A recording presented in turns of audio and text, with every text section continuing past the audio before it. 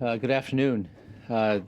We have Undersecretary of Defense for Acquisitions and Technology, Jacques Gansler, here to talk about the F-22 and answer some of your questions.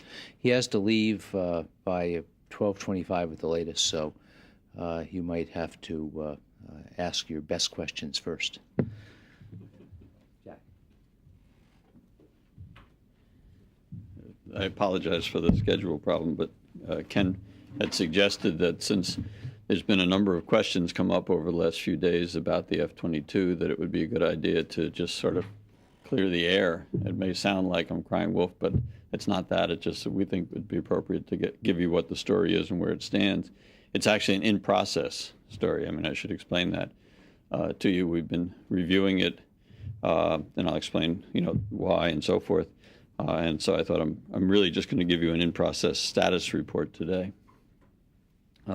Basically, what I thought I'd do, I have one chart, which we have copies of for you. It would make it a little easier to explain the status of the program and why we're having some reviews of it. In fact, some of you probably saw there was a GAO report written about the program. As you all know, that I've been in this job about 5 months, so it's sort of a new program from some perspectives for me, although I've been in this business for 40 years, so it's not that new. I've been following it, and it's a long life history program. I have with me today, though, General Molnar from the Air Force acquisition community, George Molnar, and also George Schneider, who is on my staff and who has been following the program as well. And if you have any historic questions or background questions, the two of them may want to answer them for me. The two issues that have come up that, in fact, were the two raised as well by the GAO that caused me to go back and look into the program and to gain more confidence myself in where the program stands, have to do with the fact that the test program was delayed. The basis for the delay in the test program was primarily that associated with manufacturing process issues. This is not a design deficiency, but it was a manufacturing process. Some of the structural elements they found in the manufacturing process had some cracks in them. George can go into the details of that. And as a result, because they were some major structural elements, that caused a significant delay in the test program. We then had a very successful flight test of the system. The plan was always to instrument that first aircraft with detailed strain gauges and so forth. So the plan was followed. The aircraft was taken apart. All the strain gauges were added to it. While it was taken apart, it was flown out to California for the flight test program, and it's going back into flight testing. The problem that introduced was that when you would like to have release for production, there's not a sufficient confidence in it in order to be able to have enough flight test data to say, yes, this is really the right time for release for production. So in terms of exercising my stewardship as the acquisition executive, I was reviewing it from the viewpoint, will we have at the time of production release, adequate flight test data to demonstrate high confidence in it. The second issue, and I'll cover both of these when we look at the schedule, that the GAO raised was the question of what will be the cost of this program when it in fact is in production, in quantity production. And there, the issue is, can we really demonstrate with this aircraft some of the new modern manufacturing techniques or not? I mean, that's most of you have read the book about the machine that changed the world, where the automobile industry was dramatically streamlined. And the Air Force has been going through for some time now a major program on the Lean Aircraft Initiative, which you probably have heard about. The idea being basically to try to modernize aircraft manufacturing and therefore get significant cost reductions on the program. The difference between the independent cost analyses done based more upon historic information and the projections that the Air Force has been making, and the contractor, by the way, both have been making, for the out years is based upon the ability to introduce these lean manufacturing methods into the aircraft to really move this aircraft into the next generation of manufacturing, therefore lower the cost quite significantly. The challenge is whether that will be realized or not. And so those were the two issues, the question of having delayed the flight test and therefore how much flight test data was accumulated. And the second one was what would be the likely future cost of this program and will it or not realize the projected costs. Now, the plan for the program is shown here on this chart. This is the design development program and the initial operational testing.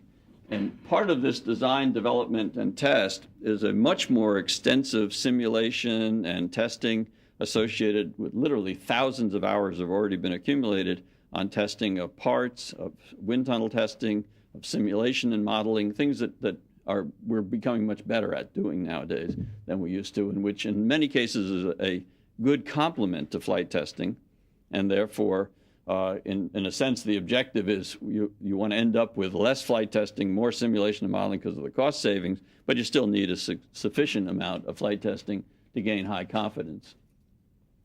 The plan was to have the first two lots, and this was originally called Lot 1 and this was called Lot 2, released for long lead parts here in June for production.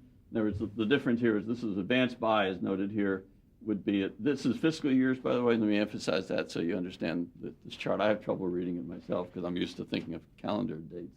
But this represents June of 98, this represents December of 98, when one would release the high-cost portion of building these two aircraft.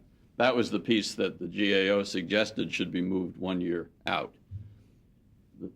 The Air Force had negotiated with the contractor a combined buy of this quantity of 2 and quantity of 6 so that they could have a sufficient quantity to gain some confidence in the costs and so that the contractor dealing with their subcontractors could have some high confidence that the quantities were going to be sufficient to be able to get lower costs. There's a very attractive package that's been negotiated with the contractors that we would like to try to hold that to.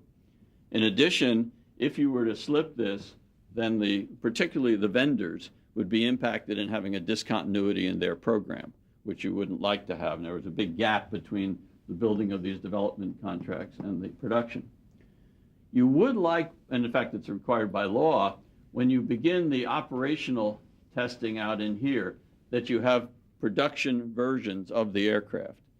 That's a requirement, it's also a sensible one. So these two, unlike these development models, which need not be production representative, these production representative test vehicles, these two, would be matched with 2 more that came out of the initial development program, but it's primarily these that are the production representative birds that would be used to demonstrate the operational testing on the program.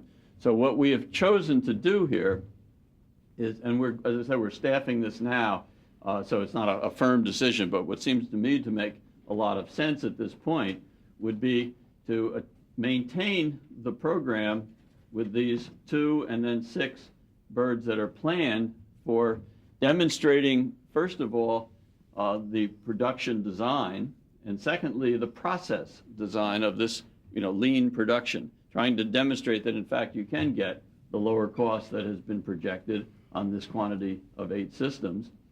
I should point out that the buildup, as shown here for these early birds on this program all along, has been a very slow one. It's not, as we have done in some of the earlier programs like the F-15, for example, by the time we were at the point of having a few hundred hours of tests, the earlier lots were much larger quantities. This is a very slow buildup. By the time we get to the point where we have to make the first decision on quantity build for these 2, we will have around 200 hours of flight testing. That should give us reasonable confidence at that point associated with this quantity of 2. I will hold a detailed review in November of this year prior to that December release for those quantity of 2.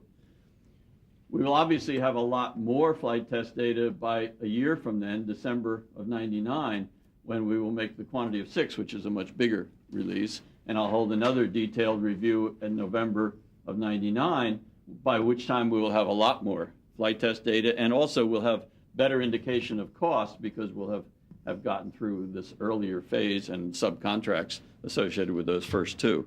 So we'll have a lot more confidence. So in terms of sort of stewardship, if you will, of the acquisition process, I'm comfortable with the idea of these small quantities now first for the advanced buy, but particularly this release in December of '98, first for the big dollars associated with these 2, and then secondly, the advanced buy, the long lead parts for these 6. By this point, as I said, we'll have a couple of 100 hours worth of flight test data, and we'll have much more confidence then by the time we get out to here where we make the first production. The distinction here is the importance of what is called the first production release for the long lead items would actually now be made in December of '99. There is no reason for concern relative to the program based upon all the data that we've seen to date. In fact, it's been quite spectacular in terms of the first flight being very successful. But on the other hand, just in terms of what makes sense relative to having the confidence to have a lot more flight test data here and a lot more here, I'm much more comfortable saying that this is the first production long lead, the low-level production releases.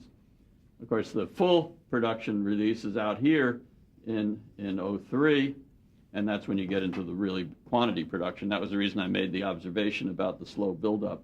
This is really the decision for major quantity release.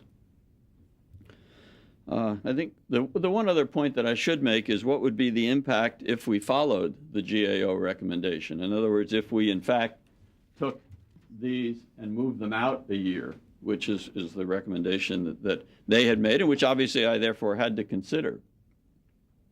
The couple of problems with that. One, as I mentioned earlier, that would cause a break, particularly at the subcontractor level, because when they finish the DD-T&E birds, there would be a break in the supplier's manufacturing operation. But I think more important is there would be a very significant cost impact to the overall program. The estimate made by the Air Force was something like $500 million for the EMD phase and about $3.5 billion for the production phase as a result of trying to slip the program out or try to accelerate by not having this gradual buildup that we have. So the fact that we have a commitment by the contractors to a very challenging, but we think achievable, and we did go through in detail. In fact, we had the independent cost estimating people go through in detail the assumptions that were made to realize the more optimistic cost numbers. In other words, what had to happen in the manufacturing process in order to achieve this lean production. We think it's very desirable to hold them to the commitments that they made for these 2. This is a fixed price commitment that's been made. And that the overall program makes sense because there's no reason not to continue on with it, given the fact that we haven't had any flight problems or anything of that sort. I think, frankly, the concern that people had, and I think that Ken, may have caused Ken to suggest this conference, is that people might think that there's something wrong with flight test data or something of that sort, or that we're withholding cost information or anything of that sort. I think it's important to recognize what is happening. We have had a successful flight test, but we haven't had enough hours. And we've gotten a cost estimate, which based upon traditional ways of doing things was higher than what the contractor in the Air Force had. And based on those 2, we wanted to make sure we had sufficient confidence to even go ahead with these 2 lots, these 2 quantities. And that's what we did. We had a detailed review that was reported in the paper last week. We then had a meeting again about it to go over some of the questions that came up at that time relative to the cost, the schedule, and so forth. And now we're in the process of staffing a decision paper that'll probably come out pretty close to what I've shown you here. I don't have any basis for saying that. Can I just ask one thing in layperson's terms? What you're doing is expressing confidence in the program. Yes. And yet you're saying you're delaying for a year, essentially a decision on low-rate production. you're going to call these first two planes, you're not going to call those I should production models. Is that Well, true? no, I should point out they are production models, and it's very important that you recognize that because they are production models. A, it's important that they be production models because of operational testing, and B, it's important that they be production models because we want to demonstrate the lower cost production process. So they are production models, and in fact, the plan would be to actually phase those back into the fighter wings at some point in the future. But you're right in the statement that you made that I'm giving out a statement that I want to exercise good stewardship in delaying the production decision in order to gain more confidence as a result of more flight testing, which doesn't exist today. Can I get you to elaborate on that? Come December 1998, Right. if you stay on your current path, you will make a decision to commit to production of these two planes, correct? In December of '98, I will make a decision to commit to building these two production, production representative test vehicles. That's based on 200 hours of flight testing? Well, it depends upon how much you'll get. I mean, the conservative estimate is that you'll get 180 to 200 hours. What we've actually found is once you get into flight testing, you end up getting a lot more. I mean, it could be up to 400 hours, but that's the kind of numbers it'll be. Can I just follow on that? So in December of 98, you're going to commit to Lockheed some additional money, correct? Yes. For production. That's correct. So that is a production decision, correct? Yeah. And in fact, at that point, you'll also release some long lead parts for that first production. This is the time where you really are going to make the firm production decision. Okay, now how much money are we talking about releasing in December of 98? About? Do you know the numbers? No, I don't. We'll have to get that for the record. Yeah, I'll have to get you that. Well, what are you delaying for a year? If you're not, I mean, if you're going to make a production decision this December, what are you delaying until next December? The way that our acquisition process is set up is that we have two major milestones, well, three really. One which was made early on, which was the decision to begin major development. That's a major milestone. Second major milestone is the time at which you say you have enough confidence based on flight test and other analysis that's been done to say that you're ready to begin low-level production. Okay, that's because of the fact that that is such an important decision that I feel much more comfortable making that decision when we have more than just the initial flights that we've had to date. So I was reluctant to say, we're really releasing this to production. On the other hand, I have no reason for saying I shouldn't do it. It's just a matter of exercising my responsibilities in terms of that major decision milestone. It would be the same when you get out to this milestone, which is the full rate production. It's another major decision point in the program. Sorry, But that second what you're milestone, talking- which explain, is that on the 2 or on the next 6? Second milestone you talked about. Well, no, the first one is when we make a decision to go to production. That's this December '99 for the initial production. There's this major milestone for high rate production, which takes place in '03. You said December 98 was your production decision. No, that's the point I'm trying to make. December '98, what we'll be doing is releasing the quantity of two, the ones you just asked about, for test vehicles. But they're production models, right? Yeah. They are production representative models. And it's production money, correct? It is production money. They're built on the production line. They are the first two that'll be coming on that line. And Are you they, doing anything with those different than you were going to do with the first two production planes? Anything at all in the way of testing or as part of this? we're going to actually be doing, one of the things we are doing is looking at getting more testing in, say, the avionics area with these additional vehicles. I mean, as a result of the test plan to date, we're going back now and looking in detail at what would make the most sense for the test plan with these vehicles in addition to these. But in essence, I mean, they are representative. They have to be representative of the production process. I guess what I don't understand is you're really the only thing you're doing in this exercise is you're inserting a second DAB type review, essentially. The one you had now, and now you're inserting Yeah, another one, which essentially, but I mean, what I don't understand is as in your position, you could have gone to milestone this year, and if you saw problems after the first 2 years, you could have just said, called for another hold on, meeting. and done the same thing we just went through with the ENF, essentially. You could, well, in fact, I could decide that I was going to release this as though it was a production program and not hold another review unless there was some issues that came up. I would rather see the results of the testing and see the results of the, in fact, costs for another year, and then make the decision. I'm delaying the decision a year. I'm not changing the manufacturing. I mean, that's a correct interpretation. How much hours do you expect to get in that year? And how much confidence can you get in terms of cost? Well, we get quite a bit in both. George, do you remember? Originally, the prediction was Go to the microphone, Yes, you please. go to the microphone. 180 to 200 originally, and by delaying that a year, you'll have another 4 to 500 hours of tests. So you'll have anywhere from 2 to 3 times as much test as a result of that 1-year delay in the decision process. So that's going to be a lot more confidence and from the standpoint of understanding the flight envelope. At what Secretary cost, sir? Gansler. Because he mentioned you had a couple of numbers in terms of what the contractors and Air Force said it would cost.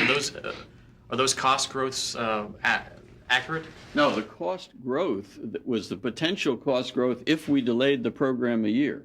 Those numbers that I said that would be the impact if we decided to basically accepting the GAO recommendation of delaying the program a year, there would be significant cost impact. By doing what we're talking about here, there is no cost impact.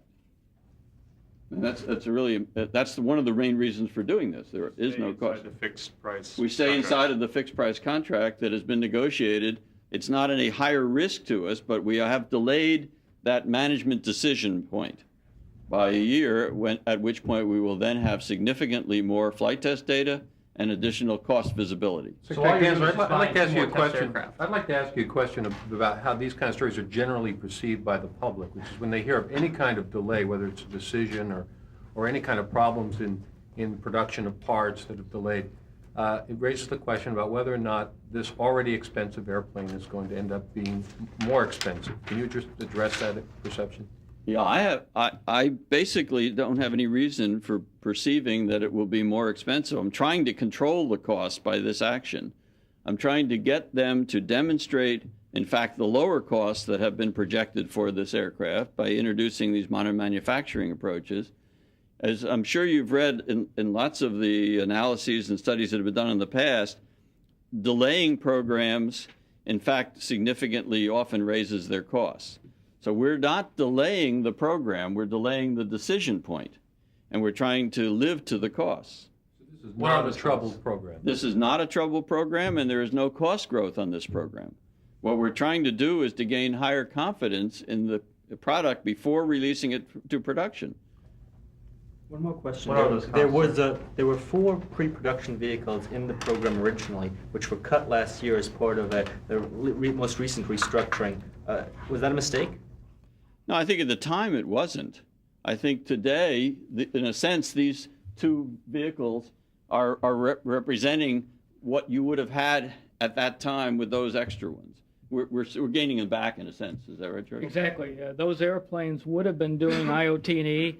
Those airplanes would have gone after IOT&E to Nellis, just like these airplanes would. So 2 of them, in reality, would have done about the same thing. But we did give Boeing, I think the industry team, I think it wound up with Boeing a lot of money for our hardware-in-the-loop facilities, so we wouldn't need pre-production vehicles now. No, that's a mistake. The additional hardware-in-the-loop facilities were done to mitigate avionics risk, not associated with manufacturing or these production vehicles at all.